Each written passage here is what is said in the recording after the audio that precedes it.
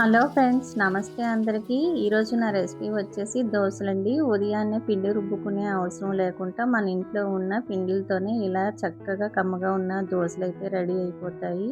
దానికోసం అయితే 2 కప్పులు బియ్యం పిండి, 1 కప్పు గోధుమ నూక, 1 కప్పు గోధుమ పిండి, ఓ టీ స్పూన్ జీలకర్ర, రుచికి సరిపడా సాల్ట్ వేసి వాటర్ వేసుకొని చక్కగా ఉండలు లేకుండా అయితే బాగా కలుపుకొని ఒక 2, 3 గంటలైతే పక్కన పెట్టేసుకుంటే మనకి పిండనేది బాగా అయితే కలుస్తుంది. ఇలా నానిన పిండినైతే మనం స్టవ్ ఆన్ చేసుకొని ప్యాన్ పెట్టుకొని అందులో మనకు నచ్చిన సైజులో అయితే దోసలు వేసుకొని దానిపై ఉల్లిపాయ ముక్కలు, పచ్చిమిరపకాయ ముక్కలు కూడా వేసుకోవచ్చు. ఇలా సిమ్‌లో పెట్టి అయితే దోసలను రోస్ట్‌గా అయితే కాల్చుకుంటే చాలా క్రిస్పీగా, టేస్టీగా అయితే ఉంటాయి.